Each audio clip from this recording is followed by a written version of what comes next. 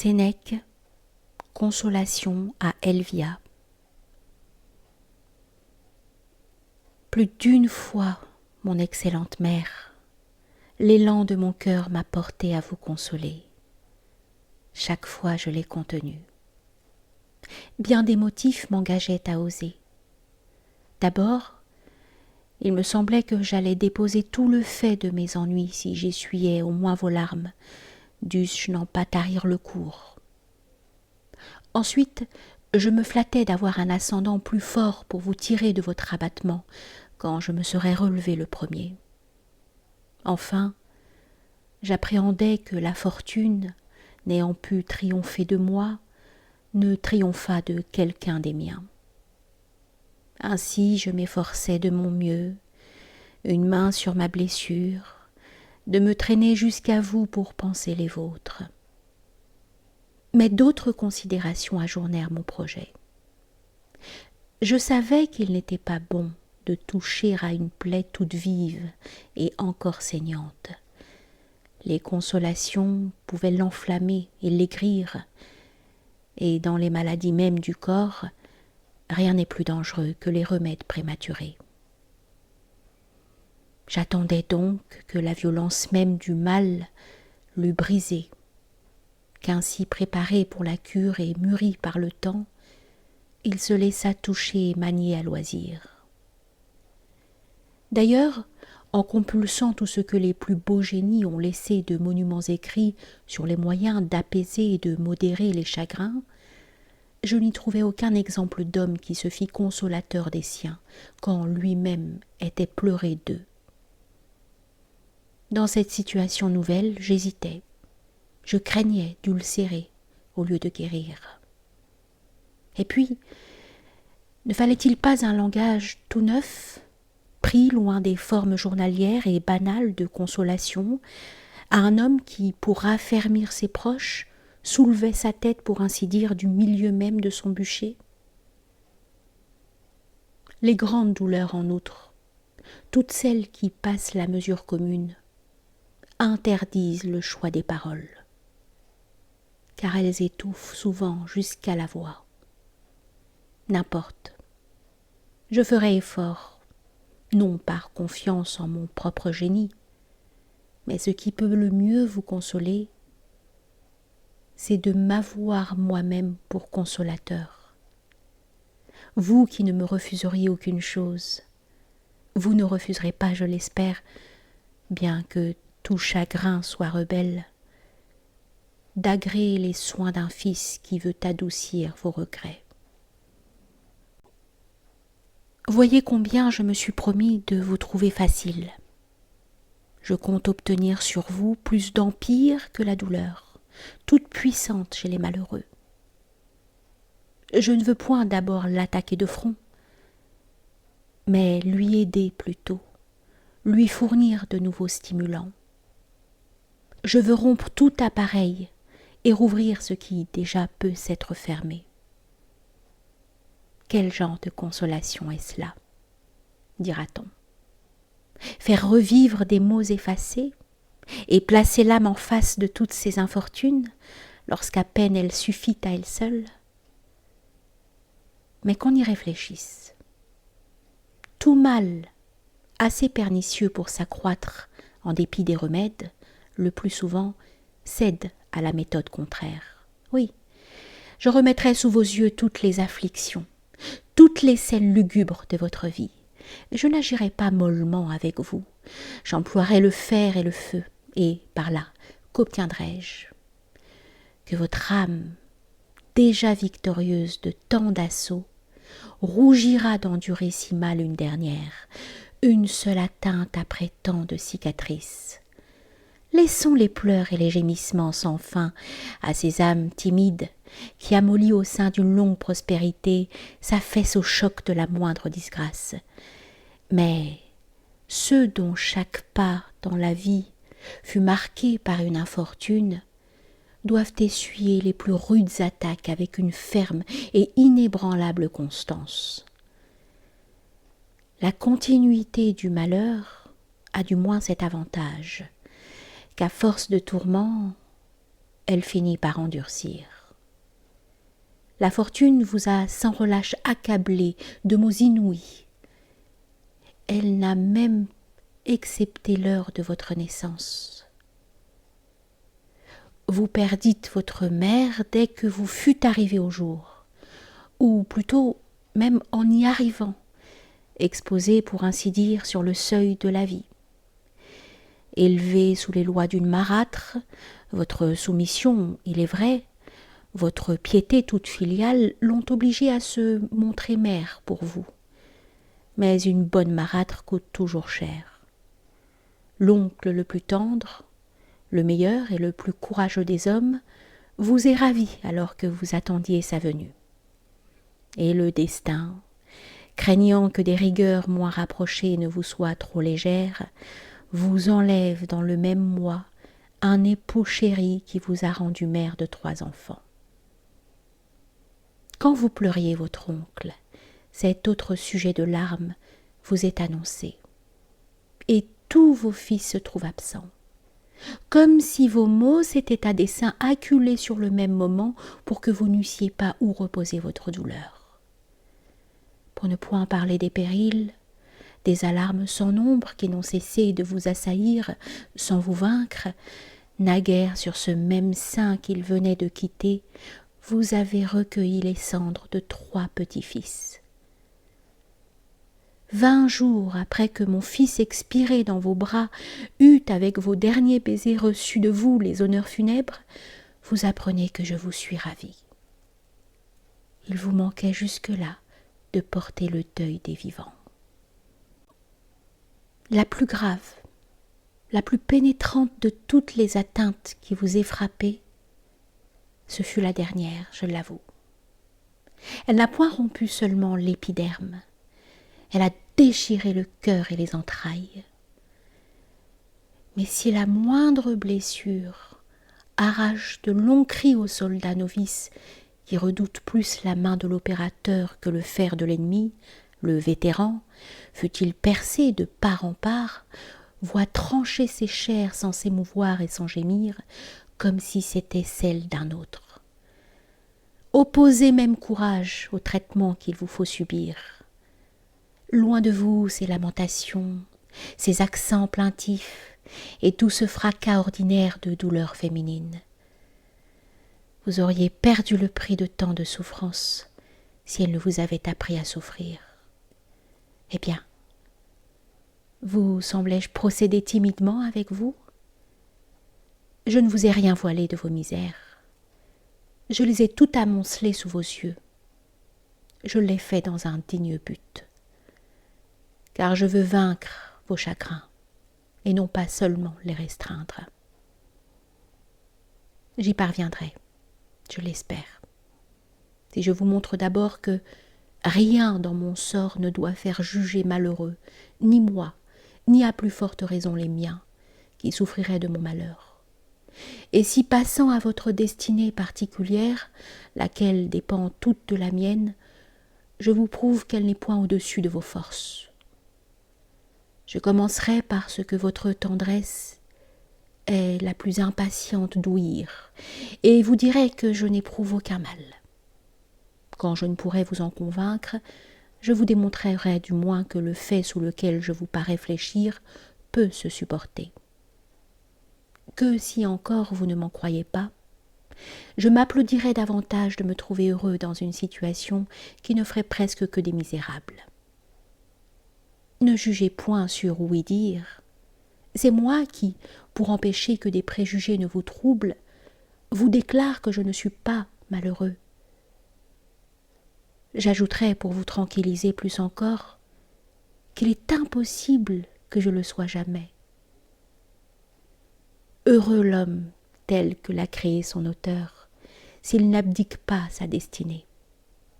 Grâce à la nature, il ne lui faut pas grands apparats pour bien vivre. Chacun peut se faire son bonheur. Les choses du dehors n'ont qu'une mince importance. Leur poids est faible dans la balance des biens et des maux, et ni les succès n'exaltent le sage, ni les revers ne l'abattent. car il s'est toujours efforcé de placer en lui le plus qu'il peut de ses biens, de puiser dans son âme toutes ses joies. Est-ce donc que je me donne pour sage ? Je n'ai garde. Si j'avais droit à ce titre, non content de nier que je fusse à plaindre, je me dirais le plus fortuné des hommes et l'égal presque de Dieu même.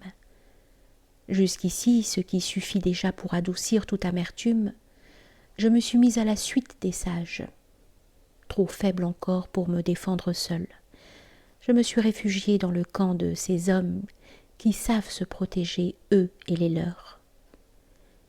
Ils m'ont prescrit de veiller sans cesse comme à un poste militaire, et de prévoir bien à l'avance les tentatives et les coups de main de la fortune.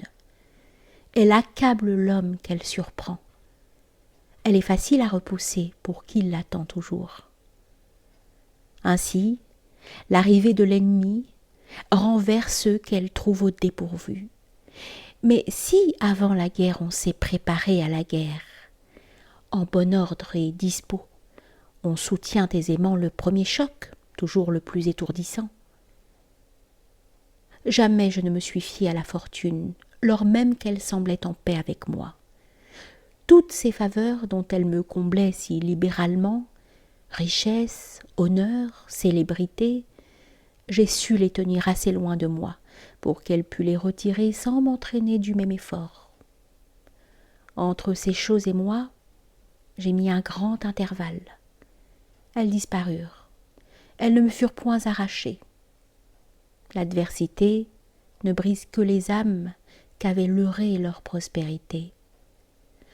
Ceux qui s'affectionnent aux dons de la fortune comme à des biens personnels et permanents, qui veulent s'en faire des titres à la considération, tombent dans l'abattement et le désespoir dès que leurs vains et puérils esprits, incapables de toute solide jouissance, ont vu fuir ces hochets menteurs et passagers. Mais quand la bonne fortune n'enfle point l'homme, la mauvaise ne le rapetisse point. Il est pour toujours invincible à toutes deux. Il a fait ses preuves de courage. Il s'est assuré pendant le calme de toutes ses ressourcées contre la tempête. Pour moi, j'ai toujours cru que ces objets après lesquels tous soupirent ne renferment pas la moindre parcelle du vrai bien. Je les ai trouvés vides de substance, parés d'un vernis brillant mais trompeur, et n'ayant rien au fond qui répondît aux apparences. Dans ce qu'on appelle mal, je ne vois rien de si effrayant ni de si dur que me le faisait craindre l'opinion vulgaire. Le mot en lui-même, par une sorte de préjugé et de convention, frappe désagréablement l'oreille. Il semble sinistre et d'odieux augure. Ainsi l'a voulu le peuple. Mais les arrêts du peuple se cassent souvent au tribunal des sages. Laissant donc l'opinion commune qu'entraîne la première vue des choses telles qu'on l'a cru saisir, voyons ce que c'est que l'exil. Rien au fond qu'un changement de lieu. Pour ne point sembler circonscrire la portée du mot et dissimuler les rigueurs qu'il comporte, j'ajoute que ce changement de lieu est suivi d'inconvénients tels que la pauvreté, l'ignominie, le mépris, épouvantail que je combattrai plus tard. Je ne veux tout d'abord traiter que cette question. Quelle amertume ce changement apporte-t-il en soi ? Vivre expatrié, dit-on, est une chose insupportable. Eh bien, voyez toute cette population à laquelle suffisent à peine les demeures de notre immense capitale. La plupart ont quitté leur patrie. Des municipes, des colonies, de tous les points du globe, ils sont accourus en foule. Les uns y sont amenés par l'ambition, par les devoirs d'un emploi public, par la charge d'une ambassade, par l'amour du plaisir qu'ils cherchent, où la fortune abonde, un lieu commode à la corruption. Certains s'y rendent par goût pour les beaux-arts ou pour les spectacles. Tel y est entraîné par l'amitié, tel autre par ses talents, qu'ils trouvent à produire dans tout leur éclat sur ce grand théâtre. Celui-ci vient y vendre sa beauté, celui-là son éloquence. Toute espèce d'homme afflue dans cette ville qui propose de riches salaires aux vertus comme aux vices. Faites comparaître devant vous tous ses habitants. Demandez à chacun d'où il est. Vous verrez que la plupart ont déserté leur pays natal pour la ville. Il est vrai, la plus grande et la plus belle du monde, mais qui pourtant n'est point la leur. Après cette Rome, que l'on peut dire la commune patrie, passez en revue les autres villes. Il n'en est point qui ne renferment en grande partie des étrangers. Maintenant, de ces contrées où l'agrément du site et l'avantage des lieux attirent le plus de monde, transportez-vous au désert, aux îles les plus sauvages, à Sciatos, à Sérif, à Giard et en Corse. Vous ne trouverez pas de si affreux exil où quelqu'un ne demeure par prédilection. Est-il rien d'aussi nu, d'aussi escarpé de toutes parts que mon rocher?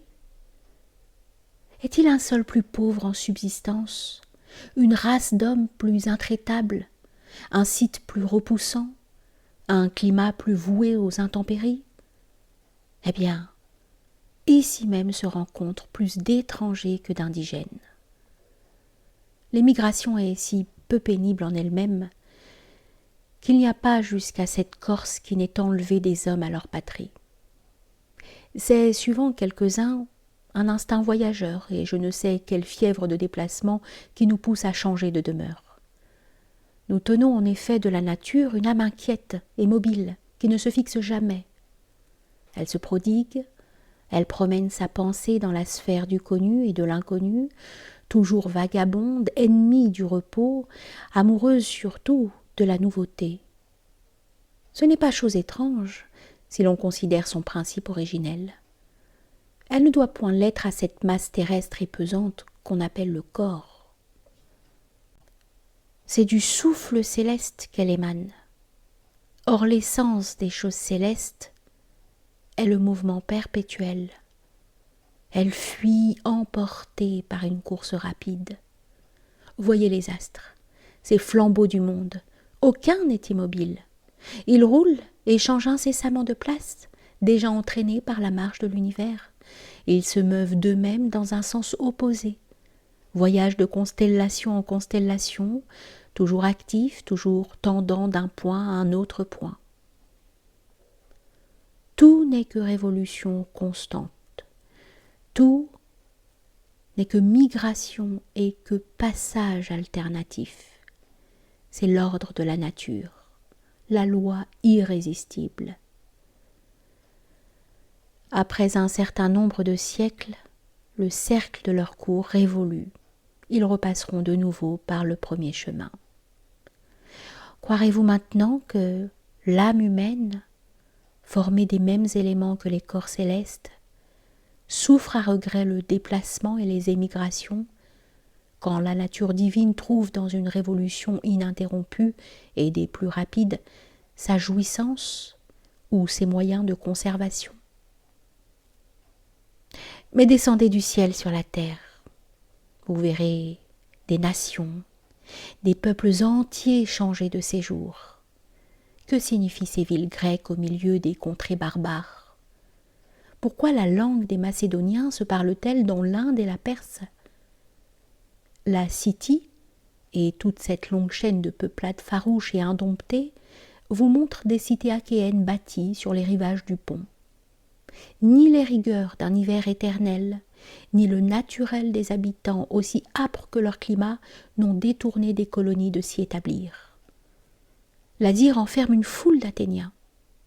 La seule Milet a disséminé en divers lieux une population de 75 villes. Toute cette côte d'Italie que baigne la mer inférieure fut jadis la Grande Grèce. L'Asie se dit le berceau des Toscans. Des Tyriens peuplent l'Afrique, des Carthaginois l'Espagne. Les Grecs se sont jetés dans la Gaule et les Gaulois dans la Grèce. Les Pyrénées opposaient une barrière aux Germains, ils l'ont franchie. L'inconstance humaine s'est aventurée à travers les pays les plus impraticables, les plus inconnus. Femmes, enfants, parents appesantis par l'âge, on entraînait tout avec soi. Les uns, après avoir longtemps erré, se sont arrêtés, moins par choix que par lassitude, au premier lieu venu. D'autres, pour s'emparer d'une terre étrangère, se sont fait un droit de leurs armes. Ceux-ci furent engloutis dans les flots comme ils voguaient vers des plages ignorées. Ceux-là demeurèrent où le manque de provisions les força de faire halte. Et tous n'eurent pas les mêmes motifs pour quitter leur foyer et en chercher de nouveaux. Tantôt c'était une cité détruite, ce sont ces restes, échappés au fer ennemi, que la spoliation pousse à l'envahissement. Tantôt des proscrits politiques, ici une population surabondante qui verse au dehors l'excédent de ses forces. Là, l'invasion de la peste, le sol qui fréquemment s'entr'ouvre, un climat que désole quelque insupportable fléau, parfois les attraits d'une terre plus fertile qui exagère encore la renommée. D'autres, enfin, s'expatrient pour d'autres causes. Évidemment, rien n'est demeuré constamment fidèle à son berceau. C'est un va-et-vient perpétuel du genre humain. C'est chaque jour sur un cercle immense quelques rayons qui se déplacent. On jette les fondements de cités nouvelles, de nouveaux noms, de nouvelles nations apparaissent, quand d'autres cessent d'être ou s'absorbent dans la conquête d'un puissant voisin. Or, toutes ces transplantations de peuples, que sont-elles? Que des exils en masse. Qu'est-il besoin de vous traîner par de longs circuits, de vous citer Anténor, qui bâtit Padoue et Vendre, qui crée sur les rives du Tibre le royaume d'Arcadie, et Diomède et tant d'autres, vainqueurs et vaincus, que la prise de Troie dispersa sous des cieux étrangers. L'Empire romain ne reconnaît-il pas pour fondateur un exilé qui, fuyant sa patrie conquise, traînant avec lui quelques chétifs débris, chassé par la nécessité et la crainte du vainqueur, cherchait au loin un asile et le trouva en Italie? Que de colonies plus tard ce même peuple n'envoyait-il pas dans toutes les provinces? Partout où il a vaincu, le Romain y habite. On s'enrôlait avec joie pour ses émigrations, et le vieillard quittait ses hôtels domestiques pour se faire colon au-delà des mers. Bien que le sujet n'exige pas un plus grand nombre d'exemples, il en est un que j'ajouterai, parce qu'il est tout sous mes yeux. La Corse a nombre de fois changé d'habitants. Sans trop remonter dans la nuit des âges, nous voyons que, désertant Phocée, les Grecs, aujourd'hui fixés à Marseille, s'arrêtèrent d'abord dans cette île. On ne sait pas bien quel motif les en a chassés, l'insalubrité de l'air, le voisinage de la trop puissante Italie ou des côtes peu propres au mouillage. Car il ne paraît pas que ce soit la férocité des insulaires, puisque les nouveaux, venus, prirent place parmi les peuples de la Gaule encore barbares et non civilisés. Puis vinrent les Liguriens, puis vinrent les Espagnols, ce que dénote la conformité des usages, car on retrouve ici la coiffure, la chaussure du Cantabre et quelques mots de sa langue, l'idiome national ayant dans le commerce des Grecs et des Liguriens perdu toute sa physionomie. Ensuite, 2 colonies romaines y furent détachées, l'une par Marius, l'autre par Sylla. Tant ce roqueur aride et couvert de ronces a 2 fois changé de population. Enfin, à peine trouveriez-vous une terre habitée aujourd'hui par ces indigènes. Toutes les races ont été mêlées, hantées l'une sur l'autre et remplacées successivement. Celle-ci aspire à ce que dédaigne celle-là. Une troisième qui a tout expulsé est chassée à son tour. C'est l'arrêt du destin, que rien ne soit constamment prospère et debout à la même place. Quant à l'exil proprement dit, abstraction faite des autres désagréments qui l'entraînent, Varron, le plus docte des Romains, y voit un suffisant remède en ceci que, n'importe où l'on aille, on y jouit de la commune nature. Selon Brutus, c'est assez que l'exilé emporte avec soi tous ses mérites. Si, prise à part, chacune de ces consolations semble peu efficace pour un exilé, on conviendra que, réunies, elles peuvent être puissantes. En effet, combien peu de choses avez-vous perdues quand ces deux biens, les plus grands de la vie, vous suivent quelque part que s'adressent vos pas, la commune nature et la vertu qui vous est propre. Croyez-moi, l'architecte quel qu'il soit de cet univers, qu'on l'appelle le Dieu tout-puissant, ou la raison incorporelle créatrice de ces corps immenses, ou le souffle divin réparti avec une égale énergie dans ses plus vastes comme dans ses moindres œuvres, ou le destin, l'immuable enchaînement des causes entre elles, cet agent suprême a tout réglé de façon qu'il ne tombe à rien, que des choses de valeur infime à la discrétion de nos ennemis. Ce qu'il y a de meilleur en l'homme est placé hors du pouvoir humain et ne se donne pas plus qu'il ne s'enlève. Ce monde, le plus grand, le plus magnifique ouvrage de la nature, cette âme faite pour contempler, pour admirer l'univers dont elle est la plus noble partie, voilà qui nous est propre et permanent. Voilà qui doit nous demeurer autant que nous demeurerons nous-mêmes. Marchons donc gaiement, la tête haute, d'un pas agile et intrépide, partout le sort nous mènera. Que l'on parcourt telle région qu'on voudra, on n'en trouvera aucune qui ne soit pas faite pour l'homme. De partout également ses regards découvrent le ciel. Partout le domaine des dieux est à même distance du domaine des mortels. Pourvu donc que ce spectacle dont mes yeux y sont insatiables ne me soit pas ravi. Pourvu que je puisse contempler la lune et le soleil, suivre de l'œil les autres astres, leur lever, leur coucher, leur distance, rechercher les causes de leur marche tantôt plus rapide et tantôt plus lente, observer au sein de la nuit ces millions de points lumineux dont les uns demeurent fixes et les autres, sans fournir un long cours, roulent toujours dans le même orbite, ceux-ci jaillissant tout à coup, ceux-là qui, avec une traînée de flammes éblouissantes, semblent tomber du ciel, ou dont les longs sillons de lumière vont traversant l'espace.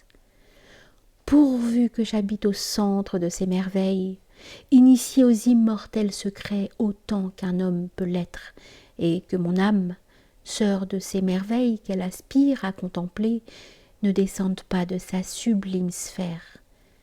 Que m'importe quel bout foule mes pieds. Mais cette terre où je suis n'abonde ni en arbres à fruits ni en ombrages riants. Point de fleuve large et navigable qui l'arrose. L'étranger ne demande aucun de ces produits qui suffisent à peine à la nourriture de ses habitants. On n'y taille point de marbre précieux, on n'y exploite point de filons d'or ou d'argent. Quelle est étroite l'âme qui fait sa joie des choses de la terre. Reportons-nous vers ce monde supérieur qui, partout se montre le même, partout brille du même éclat. Et songeons que ces vils objets, source d'erreurs et de préjugés, font seul obstacle au vrai bonheur.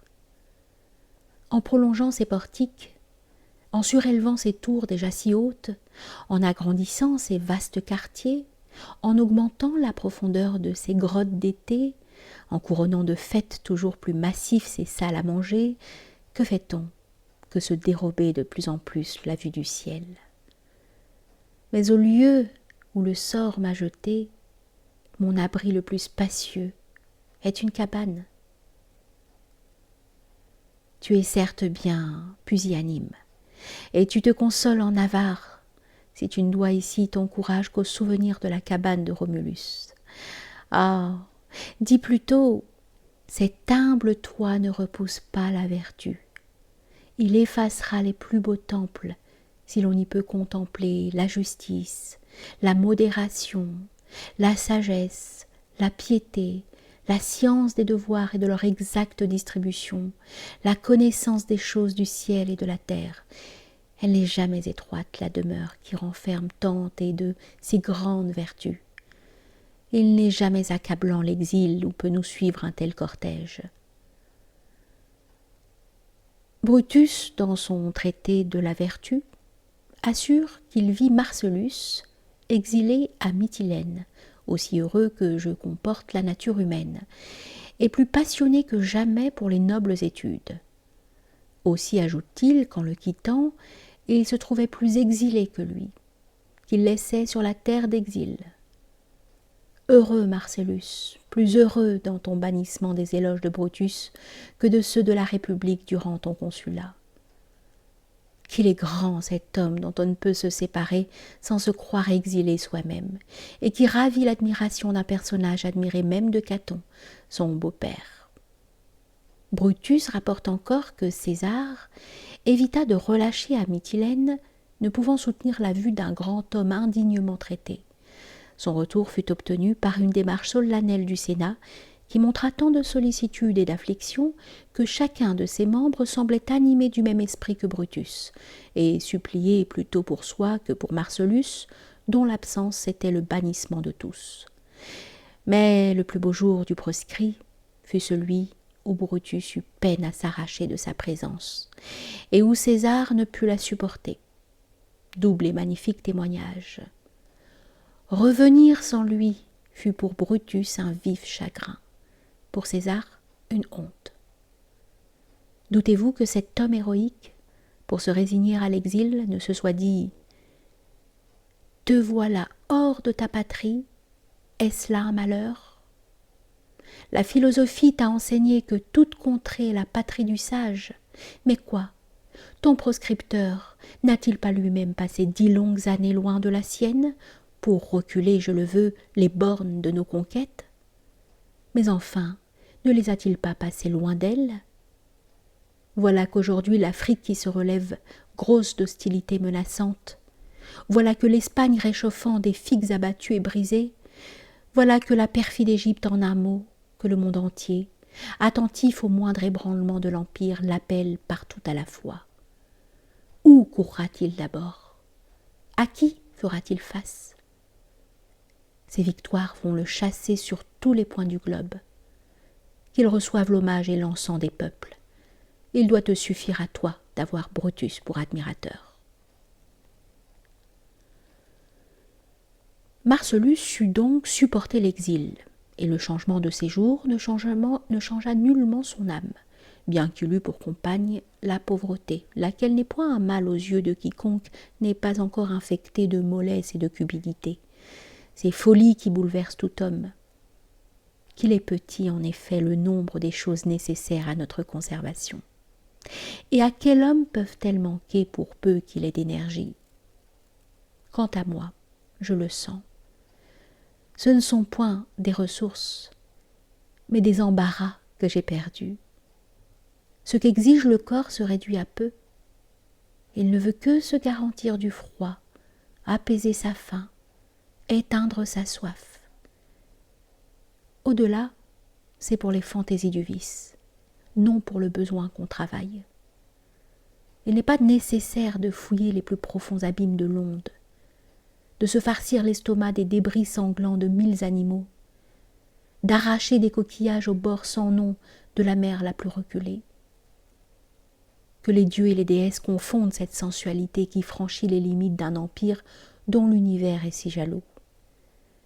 Elle envoie prendre au-delà du phase de quoi pourvoir à ses fastueuses orgies, et n'a pas honte de demander des oiseaux à ses parthes auxquels Rome n'a pas encore demandé compte de leurs attentats.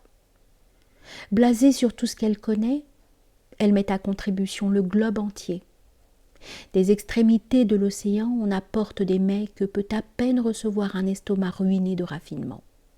On vomit pour manger, on mange pour vomir.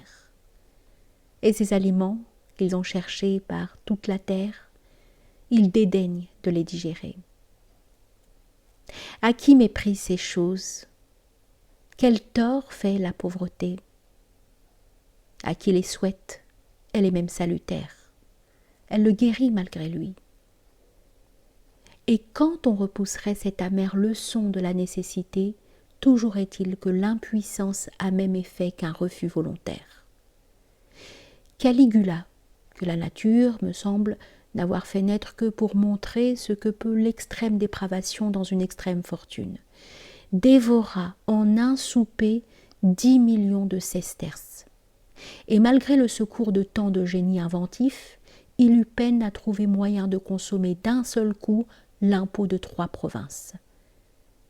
Que je plains ceux dont l'appétit ne s'éveille que pour des mets payés à poids d'or. Et cette cherté ne vient pas d'une exquise saveur, de ce qu'ils flattent particulièrement le palais, c'est qu'ils sont rares et difficiles à se procurer. Si l'on voulait revenir à la saine raison, serait-il besoin de tous ces arts au service de la bouche, de ces lointains trafics? Faudrait-il dépeupler les forêts, sonder les gouffres de l'océan? À chaque pas s'offrent des aliments que la nature a placés en tout lieu, mais les aveugles, ils passent outre, ils voguent de climat en climat, de rivage en rivage, et quand peu les pourrait satisfaire, beaucoup les rend insatiables. On voudrait leur crier « Pourquoi lancer en mer ces navires? Pourquoi armer vos bras et contre les bêtes féroces et contre vos semblables? Pourquoi tant de bruit et de courses par tout chemin? Pourquoi entasser richesse sur richesse? Ne songerez-vous jamais à l'exiguïté de votre corps? N'est-ce pas une folie et le dernier terme de l'aberration morale que ces vastes désirs avec des besoins si bornés? Enflez vos revenus, reculez vos limites, vos estomacs n'y gagneront rien en capacité. Que le négoce vous ait bien réussi, la guerre beaucoup rapporté, que vous rassembliez toutes parts des masses de subsistance, vous n'aurez pas où loger tant de provisions. Et vous ne rêvez qu'acquisitions nouvelles. Sans doute que nos pères, sur les vertus desquelles notre corruption se soutient encore, étaient à plaindre d'apprêter eux-mêmes leurs aliments, de coucher sur la durée, de n'avoir ni toits brillants d'or, ni temples étincelants de pierreries. Il est vrai qu'on gardait sa foi, alors qu'on jurait par des dieux d'argile, qui les avaient, à témoin, retournait mourir chez l'ennemi pour ne point faillir à sa parole.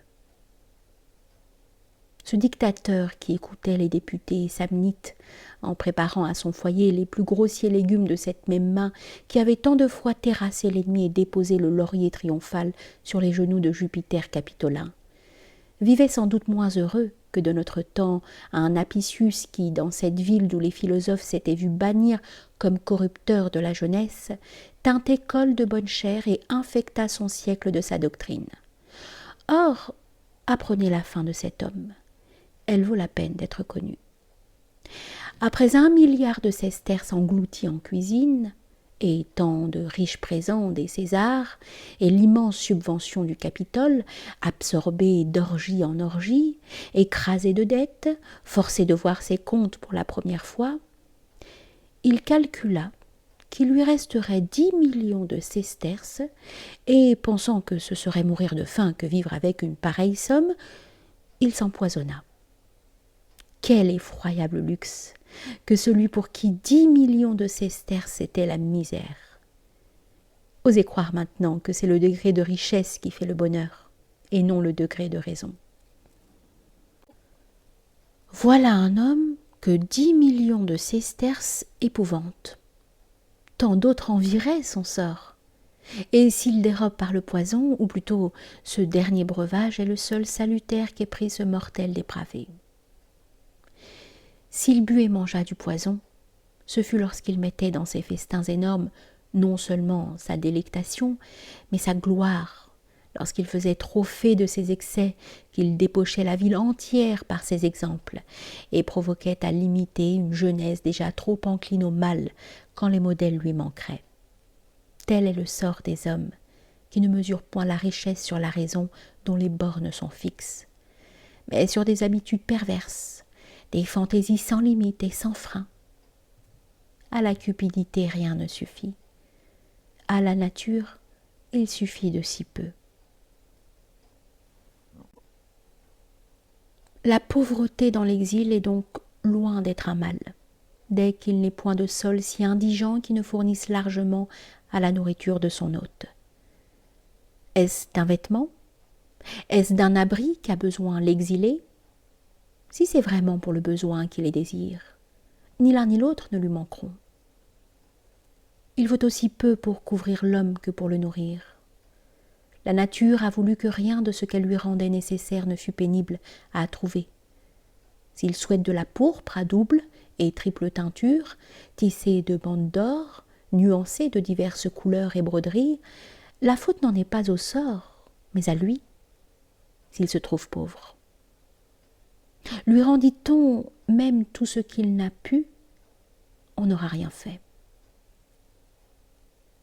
Ses désirs, après son rappel, le laisseront plus dénué qu'il ne l'était dans les privations de l'exil.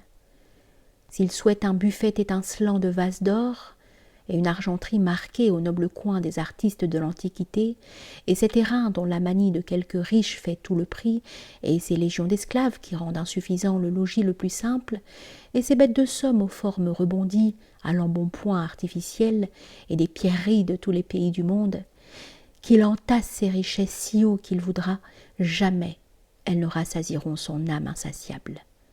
Tout comme aucun breuvage ne désaltérera l'homme dont la soif ne vient pas du besoin, mais de l'ardeur qui brûle ses entrailles, car ce n'est plus une soif, c'est une maladie. Et cette fièvre n'attaque pas la cupidité seule ou la gourmandise, elle est naturelle à tout appétit qui n'est point nécessité mais dépravation. Quoi qu'on lui prodigue, on ne met pas un terme au désir, on lui fait faire un pas de plus. Pour conclure donc, renfermez-vous dans la nature, vous ne sentirez pas la pauvreté. Sortez-en, la pauvreté vous suivra jusque dans l'opulence. Au nécessaire, l'exil même peut suffire. Au superflu des royaumes ne suffirait pas. C'est par l'âme qu'on est riche. Ce trésor-là nous suit dans l'exil, dans les plus âpres solitudes. Il nous fait puiser en nous-mêmes quand le corps a trouvé de quoi se soutenir, l'abondance et la satisfaction. L'argent n'importe en rien à l'âme, non plus qu'aux dieux immortels tous ces vains simulacres tant admirés par de stupides esprits trop esclaves des sens. Ces marbres, cet or, cet argent, ces larges tables rondes impolies si parfaits, pesante matière que ne peut aimer une âme pure, ayant souvenir de son origine, détachée de la terre et de ses soins, prête à s'élancer au plus haut des cieux sitôt que sa chaîne se brisera, cependant que, malgré les entraves de la chair et les lourds embarras qui l'arrêtent de toutes parts, sa pensée explore dans son vol rapide le séjour des immortels. Aussi l'exil n'est jamais fait pour elle, indépendante, sœur des dieux, qui embrasse les mondes et les temps. Sa pensée parcourt l'univers céleste, et les siècles qui ne sont plus et tous ceux qui doivent naître, ce misérable corps, sa prison et sa gêne, est le jouet de tout ce qui l'environne. C'est sur lui que les supplices, les brigandages, les maladies se déchaînent. L'âme toute seule est chose sainte et qui ne meurt pas, et sur laquelle on ne saurait porter la main. N'allez pas croire que pour atténuer les inconvénients de la pauvreté, pénible seulement dès qu'on la croit telle, ma ressource unique soit dans les préceptes des sages. Et d'abord, considérez en quelle majorité sont les pauvres, que sous nul rapport vous ne verrez plus tristes ni plus soucieux que les riches. Je ne sais même s'ils ne sont pas d'autant plus gais que moins de soins partagent leur esprit. Si nous passons aux riches, dans combien de cas ne peut-on pas les assimiler aux pauvres? En voyage, leurs bagages sont fort restreints, et toutes les fois que l'exige la célérité de la marche, la foule de leurs suivants est renvoyée. À la guerre, que peuvent-ils emporter de leur attirail? La discipline des camps proscrit tout cela. Non seulement la force des circonstances ou le dénuement des lieux les mettent à niveau des pauvres, mais eux-mêmes choisissent certains jours où, quand l'ennui du faste vient à les prendre, ils ont pour table le gazon, et au lieu d'or et d'argent, se servent de vases d'argile. Insensés! Ce qu'ils désirent par moments, Ils passent leur vie à le craindre. Ô profond aveuglement d'esprit! Ô cruelle ignorance du vrai! Ils fuient la chose dont ils se plaisent à embrasser l'image. Pour moi, chaque fois que j'envisage les exemples de nos aïeux, j'ai honte de chercher des consolations à la pauvreté. Quand de nos jours le luxe est venu au point que le bagage d'un exilé est plus riche que le patrimoine d'un grand d'autrefois. On sait qu'Homère n'avait qu'un esclave. Platon en eut 3. Zénon, le fondateur de la doctrine rigide, et Mâle des stoïciens n'en avait point. Osera-t-on dire que leur existence fut à plaindre, sans mériter soi-même la plus profonde pitié? Ménénius Agrippa, qui avait été entre le Sénat et le peuple médiateur de la réconciliation générale, fut enterré au moyen d'une contribution publique. Pendant que Régulus battait les Carthaginois en Afrique, il écrivit au Sénat que son mercenaire s'était enfui et laissait son champ à l'abandon. Le Sénat ordonna que ce champ fût, en l'absence du général, cultivé aux frais de l'État. Certes, la perte d'un esclave n'achetait pas trop cher l'honneur d'avoir le peuple romain pour fermier. Les filles de Scipion furent dotées par le trésor public, leur père ne leur ayant rien laissé. Il était bien juste que l'État se fît une fois tributaire du héros qui lui valait chaque année les tributs de Carthage. Heureux les époux de ces filles auxquelles le peuple romain tenait lieu de beaux-pères. Trouvez-vous les riches qui donnent en mariage à leur pantonime favorite 1 million de sesterces plus enviables qu'un Scipion dont les enfants reçurent du Sénat leur tuteur une lourde monnaie de cuivre pour dot? Dédaignera-t-on une pauvreté dont on a de si illustres exemples? Un banni s'indignera-t-il d'être privé de quelque chose? Quand Scipion a manqué de dot pour ses filles, Régulus d'un homme à gage, Ménénius d'argent pour ses funérailles, et quand les secours votés à ces grands hommes furent aussi honorables que l'était leur indigence? Avec de tels patrons, la pauvreté rassure. Elle devient même un titre de crédit. On dira peut-être pourquoi séparer subtilement des choses qui, isolées, sont supportables et réunies ne le sont plus. Le changement de lieu peut s'endurer si l'on ne fait que changer de lieu. La pauvreté de même, si elle n'est pas jointe à l'ignominie qui d'ordinaire brise à elle seule l'énergie de l'âme. À quiconque voudra m'effrayer par l'accumulation des souffrances, j'ai ceci à répondre. Si tu es assez fort contre un seul des traits de la fortune, tu le seras contre tous. Dès qu'une fois la vertu a cuirassé notre âme, elle l'a fait invulnérable sur tous les points. Si la passion de l'or, si cette peste du genre humain, la plus furieuse de toutes, t'a quitté, l'ambition ne te retiendra guère. Si tu regardes ton dernier jour, non comme un châtiment, mais comme une loi de la nature, si tu as banni de ton cœur la crainte de la mort, aucune terreur n'osera y entrer. Si tu te dis que le penchant au plaisir amoureux fut donné à l'homme non pour la volupté, mais pour la propagation de l'espèce, pur des atteintes de ce venin secret inhérent à nos entrailles, il n'est point d'autre mauvais désir qui ne te respecte. La raison terrasse non pas chaque vice isolément, mais tous les vices ensemble. Sa victoire est générale.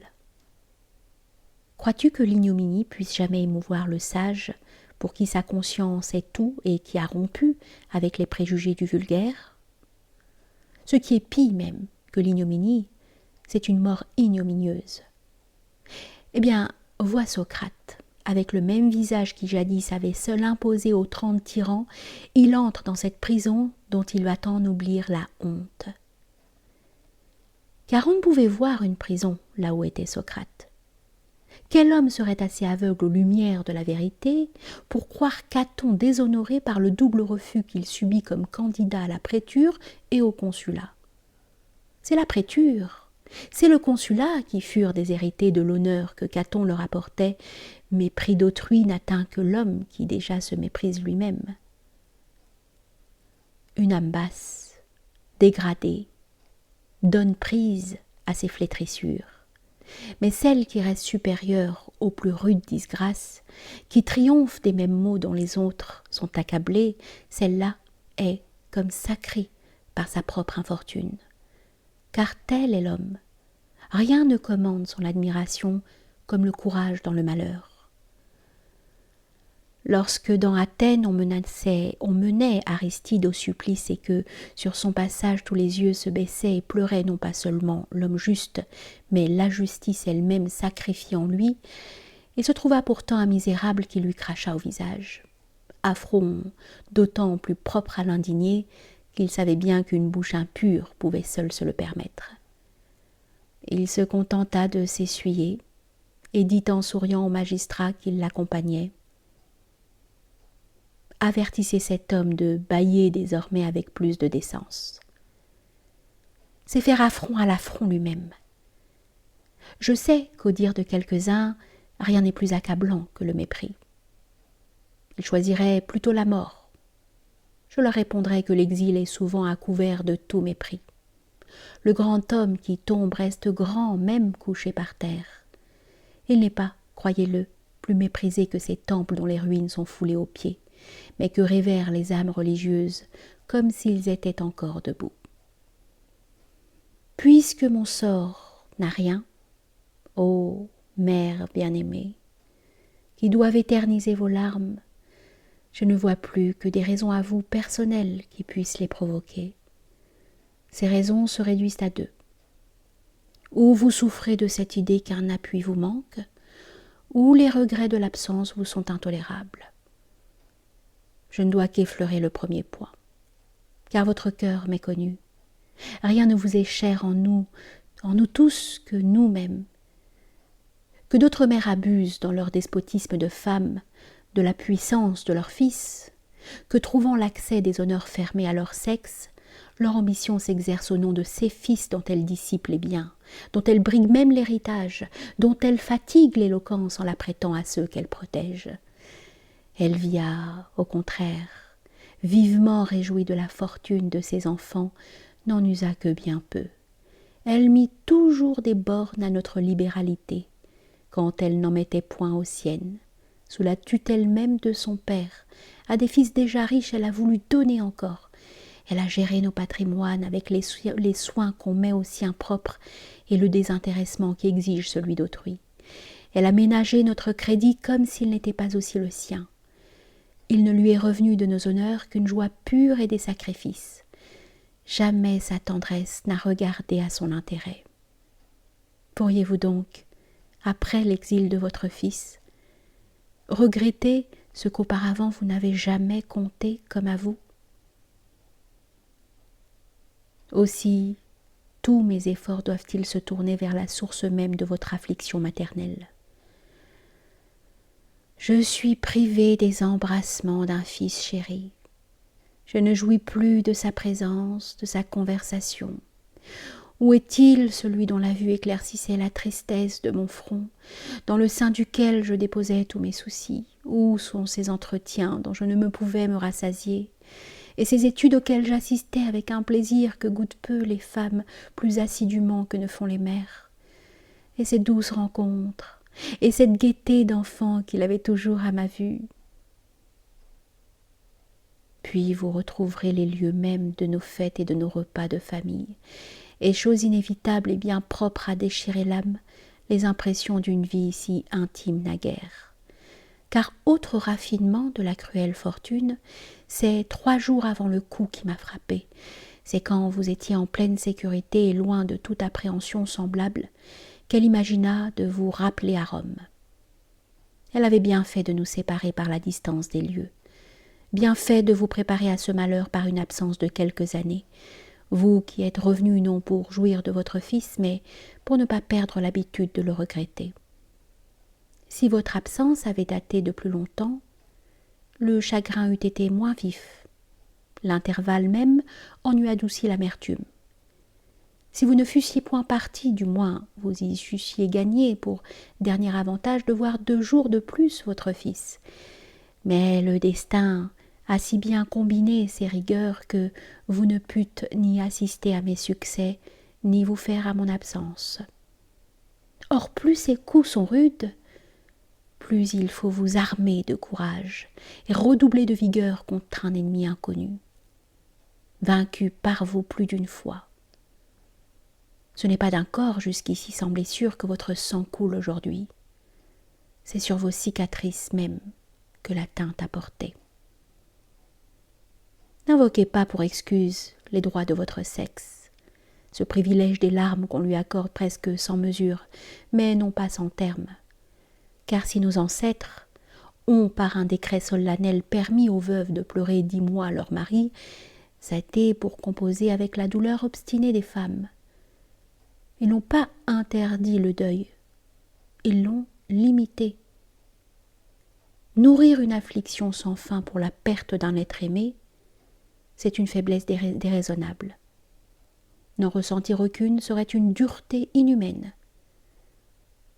Pour bien concilier la sensibilité et la raison, il faut que l'âme s'ouvre au regret, mais qu'elle en triomphe. Ne vous réglez pas sur quelques femmes dont le premier deuil n'a cessé qu'à leur mort, sur ces mères que vous connaissez qui, à la perte de leur fils, s'imposèrent ces lugubres voiles qu'elles ne dépouillèrent plus. Vous devez mieux répondre au début si courageux de votre vie.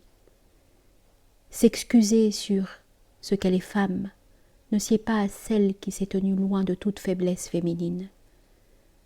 Ce n'est pas vous que le fléau dominant du siècle, la licence des mœurs, a pu entraîner comme tant d'autres. Ni perles ni diamants ne vous ont séduite. La richesse ne vous a point ébloui, ne vous a point paru le premier bien de l'humanité. Soigneusement élevé dans une maison austère et de mœurs antiques, l'exemple du vice, si dangereux même à la vertu, ne vous a point détourné d'elle. Jamais vous ne rougîtes de votre fécondité, comme si elle vous reprochait votre âge. Jamais vous n'imitâtes ces femmes qui, n'ambitionnant pour tout mérite que d'être belles, déguisent les progrès de leur grossesse comme d'un fardeau qui les dépare ou même étouffe dans leur sein le germe et l'espoir de leur race. Ni fard, ni artifice de coquette n'ont souillé votre visage. Jamais vous n'adoptâtes ces costumes que l'on dépose sans être plus nus. Vous n'avez eu pour parure que cette beauté même qui a résisté à l'outrage des ans. Et la première gloire à vos yeux fut la chasteté. Vous ne pouvez donc, pour autoriser votre douleur, invoquer les prérogatives d'un sexe dont vos vertus vous ont séparé. Vous devez être aussi étrangère à ses larmes que vous l'êtes à ses vices.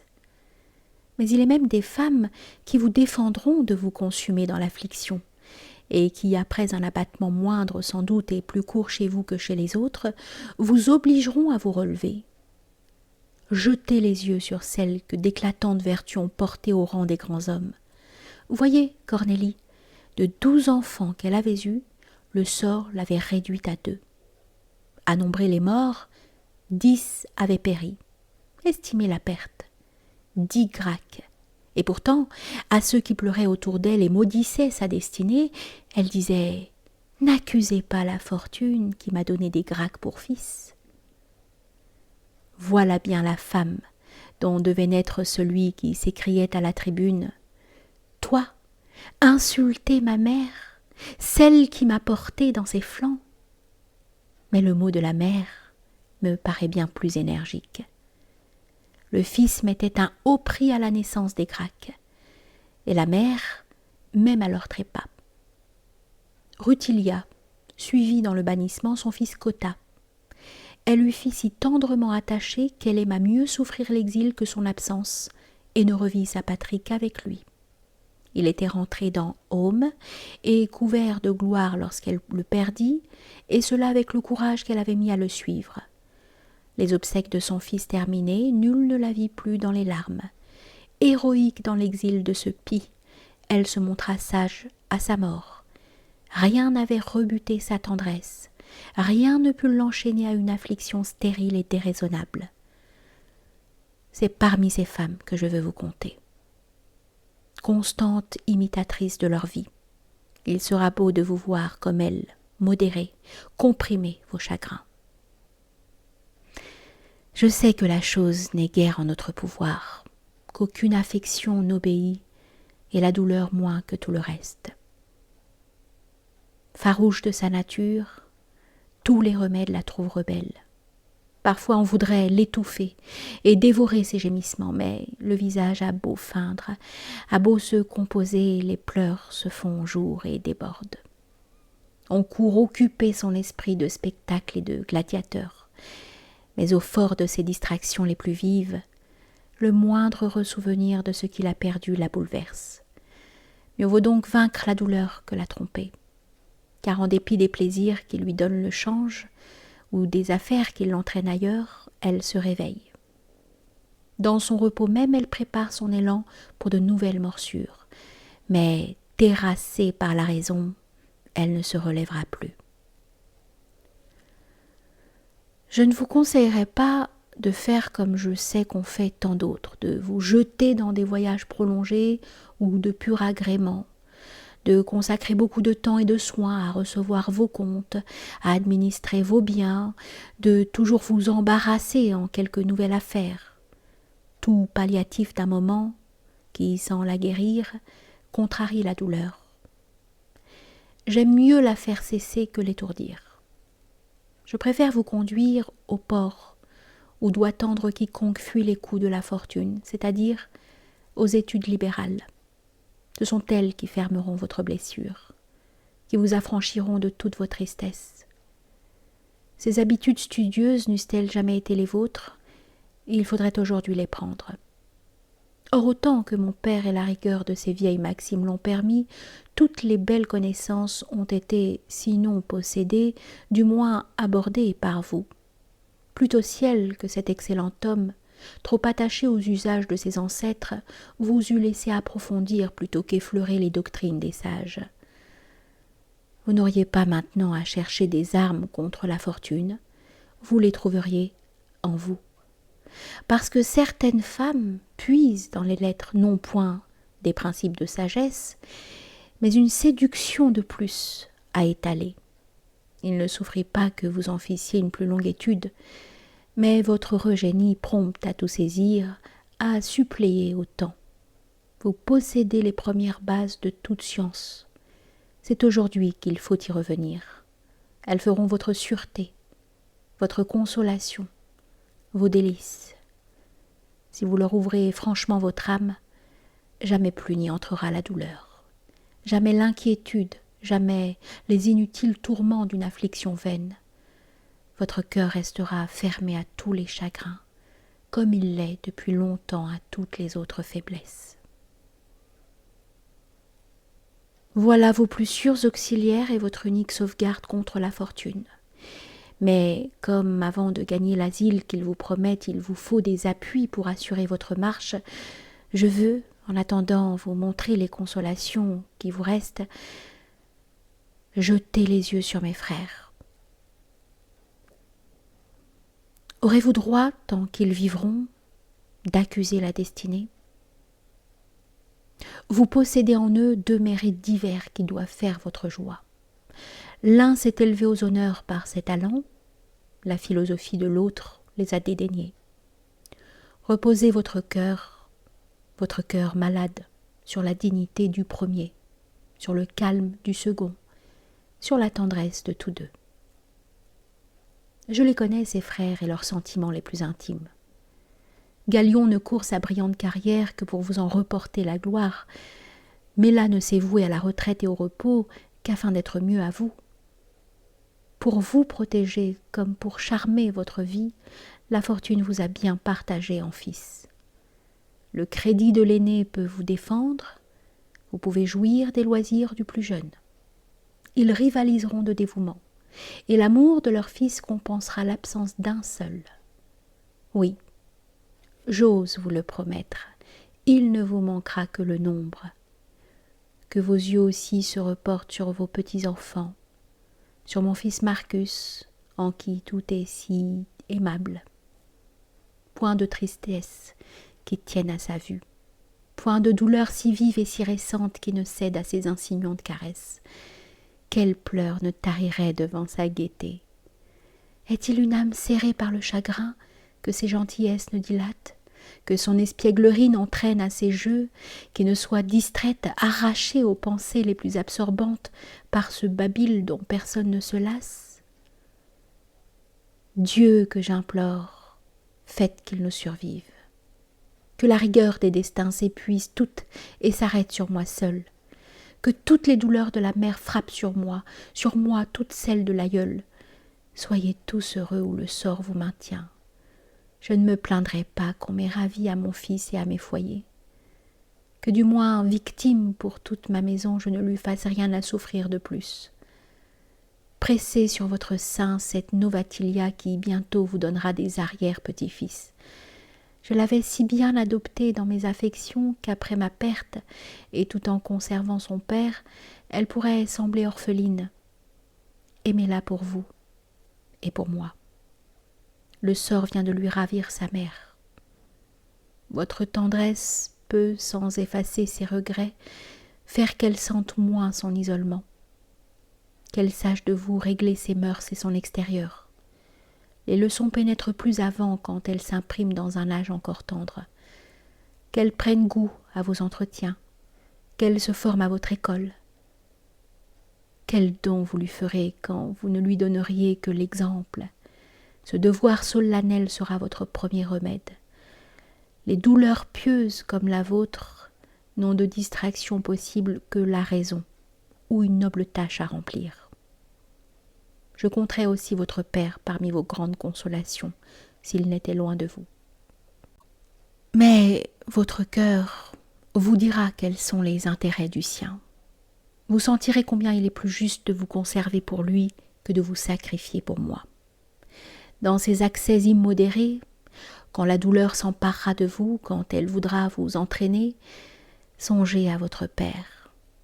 Multipliez pour lui dans vos enfants et vos petits-enfants. Vous n'êtes plus son seul bien. Toutefois, comme couronne de son heureuse carrière, il n'a que vous. Lui, vivant, ce serait chose impie que de vous plaindre d'avoir trop vécu. Je n'ai point nommé jusqu'ici celle qui sait le mieux adoucir vos peines. Votre cœur, votre sœur, ce cœur si fidèle dans lequel s'épanchent tous vos ennuis comme dans une autre vous-même. Cette âme qui, pour nous tous, est une âme de mère. C'est elle qui mêla ses larmes aux vôtres. C'est près d'elle que vous commençâtes à respirer. Vos affections deviennent toujours les siennes. Mais quand il s'agit de moi, ce n'est pas uniquement pour vous qu'elle s'afflige. Apportée à Rome dans ses bras, c'est par ses tendres soins de mère et de nourrice que je fus rétablie d'une longue maladie. C'est aux efforts de son crédit que je dus ma questure. Et cette femme, si timide à soutenir le moindre entretien, à rendre un salut à haute voix, surmonta sa réserve par dévouement pour moi. Ni ses habitudes retirées, ni sa modestie, toute villageoise auprès de l'effronterie de tant de femmes, ni son amour du repos, ni ses mœurs solitaires et paisibles ne la retinrent. Elle se fit pour moi solliciteuse.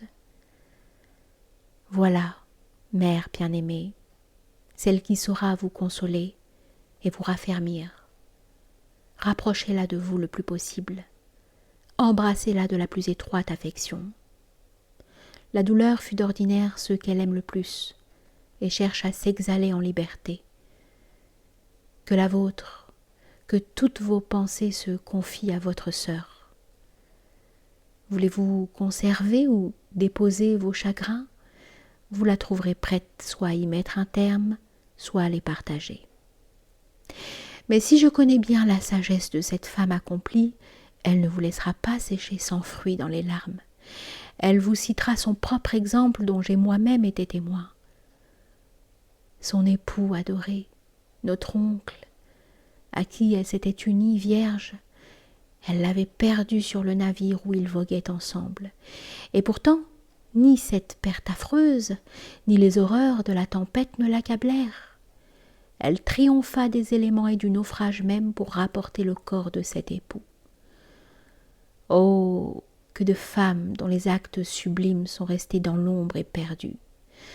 que votre sœur eût eu pour contemporaine cette antiquité si franche admiratrice des vertus, combien de génies eussent à l'envie célébré une femme qui, oubliant sa faiblesse, oubliant cette mère formidable au plus ferme courage, expose ses jours pour donner la sépulture à son mari. Et tandis qu'elle songe à lui conquérir un tombeau, ne craint pas d'en manquer elle-même. Les chants de tous les poètes ont glorifié une Alceste qui prie pour mourir la place de son époux. Il est plus beau de risquer sa vie pour ensevelir le sien. L'amour est plus grand de racheter à péril égal un moindre avantage.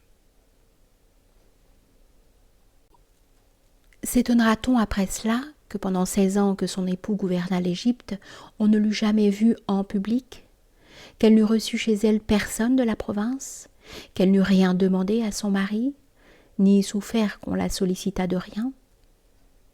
Aussi cette Égypte médisante et ingénieuse à noircir ses préfets, cette province où qui peut éviter la faute n'échappe point à la calomnie, admira votre sœur comme un modèle unique de vertu. Et chose bien difficile à un peuple qui se plaît aux bons mots, même les plus dangereux, elle s'est interdit sur son compte toute parole indiscrète, et aujourd'hui souhaite encore, sans jamais l'espérer, une Romaine qui lui ressemble. Elle eût fait beaucoup si pendant 16 ans son mérite se fût produit à tous les yeux. Elle fit plus en se laissant ignorer.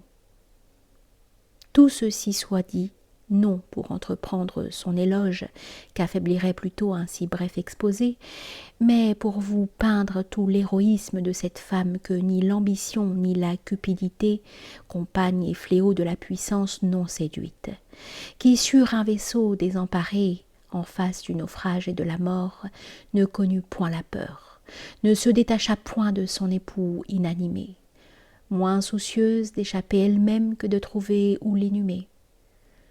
Montrez un courage digne du sien, que votre âme s'arrache à son deuil, gardez que l'on ne croie que vous vous repentiez d'avoir été mère. Au reste, comme il faut bien, quoi que vous fassiez, que vos pensées reviennent de temps en temps vers moi, et que mon souvenir se représente à vous plus fréquent que celui de vos autres enfants, non qu'il vous soit moins cher, mais parce qu'il est naturel de porter plus souvent la main là où nous sentons la souffrance, voici l'idée que vous devez vous faire de moi. Mon esprit est libre et serein, comme au plus heureux jour. Et en est-il de plus heureux que ceux où l'âme, quitte de toute autre pensée livrée aux travaux qu'elle aime, tantôt goûte le charme délassant des beaux-arts, tantôt s'élève à la contemplation d'elle-même et de l'univers, passionnée qu'elle est pour la vérité. Elle étudie la terre d'abord et sa position, puis se demande ce qu'est cette mer qui enceint notre globe et d'où vient l'alternance de ses flux et reflux. Elle saisit le secret des effrayantes scènes qui remplissent l'intervalle des cieux à la terre. Elle visite l'orageux espace où grondent et jaillissent les foudres, où se déchaînent les vents et d'où tombent les pluies, les neiges, les tourbillons de grêle. Puis, ces régions inférieures parcourues, elle s'élance au plus haut des cieux et jouit du magnifique spectacle des choses divines. Elle se souvient qu'elle est immortelle. Elle embrasse dans sa course tout le passé et tous les siècles à venir.